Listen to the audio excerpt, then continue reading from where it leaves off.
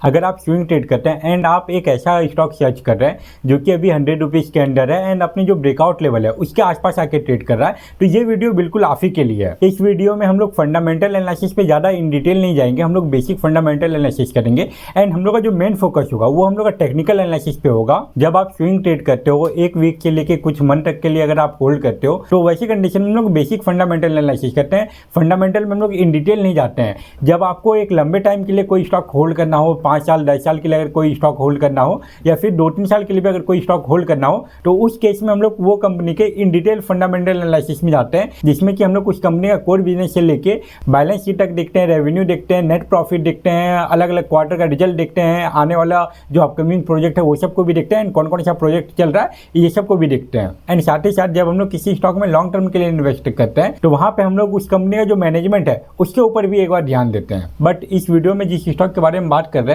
उसमें हम लोग एक स्विंग ट्रेड का पोजीशन बनाने का सोच रहे हैं, तो इस वजह से हम लोग इस स्टॉक के उतना डीप फंडामेंटल एनालिसिस में नहीं जाने वाले। इस वीडियो में हम लोग का सबसे ज्यादा फोकस इस स्टॉक का टेक्निकल एनालिसिस में होगा एंड सबसे लास्ट में मैं आप लोगों को इस स्टॉक के बारे में एक इंपॉर्टेंट अपडेट दूंगा जो कि काफी इंपॉर्टेंट हो जाता है ये स्टॉक के लिए। तो आफ्टर ऑल ये वीडियो आप लोगों के लिए काफी इंपॉर्टेंट होने वाला है, तो वीडियो को एंड तक जरूर देखिएगा एंड अगर आप चैनल पर पहली बार आए हैं तो चैनल को सब्सक्राइब भी कर लीजिए। तो चलिए वीडियो स्टार्ट करते हैं। तो जो स्टॉक के बारे में मैं आप लोगों को बता रहा हूँ वो हम लोग का GMR एयरपोर्ट इंफ्रा है एंड अभी हम लोग इसी कंपनी का जो ऑफिशियल वेबसाइट है वहाँ पे आ चुके हैं एंड यहाँ पे हम लोग देख सकते हैं कि 6 एयरपोर्ट ऐसा है जो कि ऑपरेशनल है जिसको ये कंपनी हैंडल करती है एंड 2 एयरपोर्ट अंडर डेवलपमेंट में देखने को मिल जाता है। वहीं अगर नीचे आके देखिए कि कौन कौन सा एयरपोर्ट को ये कंपनी हैंडल करती है तो सबसे पहले हम लोग को देखने को ये मिल जाता है कि GMR गोवा इंटरनेशनल एयरपोर्ट ये इसी के अंडर आती है एंड उसके बाद काफ़ी इंपॉर्टेंट एयरपोर्ट है हम लोग का, वो हम लोग का दिल्ली इंटरनेशनल एयरपोर्ट, वो भी यही कंपनी हैंडल करती है। उसके बाद यहाँ पे और एक इंपॉर्टेंट एयरपोर्ट देखने को मिल जाता है इंडिया का, वो हम लोग का GMR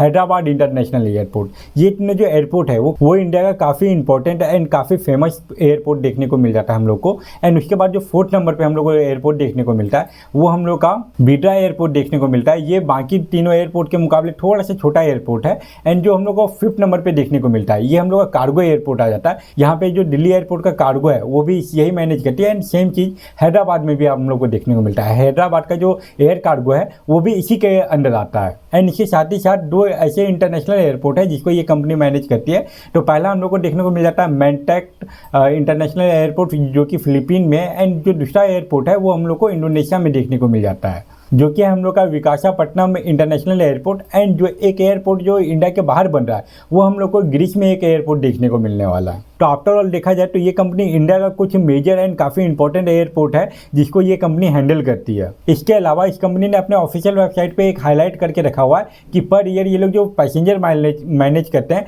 वो 100 मिलियन से भी ऊपर देखने को मिल जाता है। तो आफ्टर ऑल इस कंपनी का जो कोर बिजनेस है उसको देखा जाए एंड कौन कौन सा इसका ऑपरेशनल प्रोजेक्ट है एंड अपकमिंग प्रोजेक्ट है वो सबको देखा जाए तो यहाँ पे ये कंपनी हम लोग को अच्छा ही दिख रही है। तो अब चलते हैं हम लोग इस कंपनी का जो टेक्निकल एनालिसिस है जो चार्ट है वहाँ पे हम लोग देखते हैं कि कौन सा इसका सपोर्ट रेजिस्टेंस बन रहा है एंड कौन सा ब्रेकआउट लेवल है एंड अगर ये स्टॉक में ब्रेकआउट होता है तो हम लोग को कितना लंबा टारगेट देखने को मिल सकता है, तो वो सब के बारे में बात करेंगे। हम लोग यहाँ पे GMR एयरपोर्ट इंफ्रा का जो डेली टाइम फ्रेम है वहाँ पे आ चुके हैं एंड यहाँ पे हम लोग एक जो इंपॉर्टेंट सपोर्ट रेजिस्टेंस है वो मैं आपको ड्रॉ करके दिखा देता हूँ। पहले ये इस लेवल का जो है वो स्ट्रॉन्ग रेजिस्टेंस की तरह ले रहा था जो कि लेवल था हम लोग का 1991 का। यहाँ पे देखा जाए तो कई बार इस लेवल के आसपास से रेजिस्टेंस लेता है एंड जो रिसेंटली हम लोग का जो इस लेवल का जो ब्रेकआउट हुआ उसके बाद ये ब्रेकआउट करने के बाद ये 100 के आसपास जाता है एंड वहाँ से थोड़ा सा टाइम स्पेंड करता है, ये वाले रेंज में टाइम स्पेंड करता है एंड वापस से एक बार नीचे आता है। तो आफ्टर ऑल देखा जाए तो ये जो एक लेवल था ये हम लोग का एक रेजिस्टेंस लेवल था। इस लेवल का पहले GMR इंफ्रा रेजिस्टेंस ले रहा था एंड जैसे इसको ब्रेकआउट करता है उसके बाद से ये हम लोग का सपोर्ट लेवल बन जाता है एंड यहाँ पे आके एक बार रिटेस्ट करता है एंड वापस ये अभी ऊपर जाके जो अभी ट्रेड कर रहा है वो एक तरफ से देखा जाए तो अपना 52 वीक हाई के आसपास ट्रेड कर रहा है। आज का अगर क्लोजिंग देखें तो वो हम लोग को 99.97 देखने को मिल जाता है, ऑलमोस्ट 100 के आसपास देखने को मिल जाता है एंड आज का जो इसका हाई है वो हम लोग को 101.50 का देखने को मिला है। इस स्टॉक में अभी जो हम लोग को पैटर्न देखने को मिल रहा है वो ब्रेकआउट हुआ एंड उसके बाद एक बार रिटेस्ट किया एंड वापस से भी ऊपर डायरेक्शन में जाके मोमेंटम कर रहा है एंड जैसा कि बेसिक प्राइस एक्शन में होता है कि जो पहले रेजिस्टेंस ले रहा था ब्रेकआउट होने के बाद वो सपोर्ट की तरह बिहेव करता है एंड ब्रेकआउट होने के बाद अगर रिटेस्ट कर जाता है तो उसके बाद उस ट्रेड का जो एक्यूरेसी है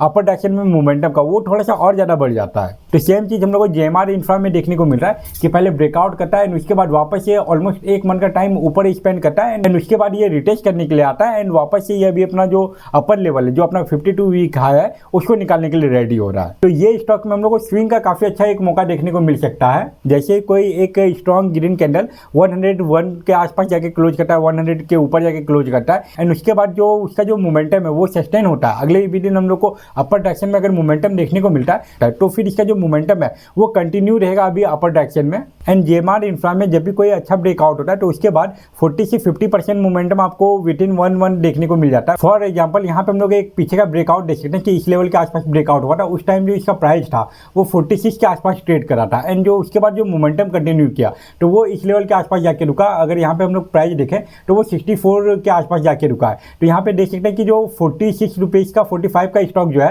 वो यहाँ पे 60 के आसपास पहुँच चुका है। अगर परसेंटेज वाइज देखें तो ये ऑलमोस्ट 45-50% का मोमेंटम देखने को मिला है। सेम कंडीशन वापस से आपको यहाँ पे भी देखने को मिल जाएगा। यहाँ पे अगर मैं आपको एक सपोर्ट एंड रेजिस्टेंस ड्रॉ करके दिखाऊं तो ये एक लेवल था जो इसका पहले रेजिस्टेंस था। कई बार इस लेवल से जेएमआर इंफ्रा नीचे गिरा है एंड उसके बाद जैसे इस लेवल को ब्रेकआउट करता है उसके बाद ये रिटेस्ट करने के लिए आता है एंड उसके बाद जो मोमेंटम कंटिन्यू होता है तो ये ऑलमोस्ट आपको 46 के आसपास जाके रुकता है। एंड इसका जो रिटेस्ट के बाद जो ब्रेकआउट हुआ था वो हम लोग को 32-33 के आसपास देखने को मिला था एंड वहाँ से 46 चला गया। तो यहाँ पे भी देखें तो इस स्टॉक में 15 रुपीज़ का मोमेंटम देखने को मिला एंड 30 रुपीज़ का स्टॉक में अगर आपको 15 रुपीज़ का मोमेंटम देखने को मिलता है तो वो ऑलमोस्ट 50% का रिटर्न आपको देखने को मिलता है। एंड ये जो मोमेंटम देखने को मिला वो 3 से 4 हफ्ते के अंदर ही देखने को मिला। तो मैंने आपको यहाँ पे एक एग्जांपल भी दिखा दिया कि ये वाले स्टॉक में ब्रेकआउट होने के बाद अगर रिटेस्ट कर जाता है एंड उसके बाद अगर मोमेंटम कंटिन्यू करता है तो कैसा मोमेंटम हम लोग को देखने को मिलता है। तो अगर हम लोग इस स्टॉक में 40-50% का रिटर्न देखें तो ये स्टॉक का जो अभी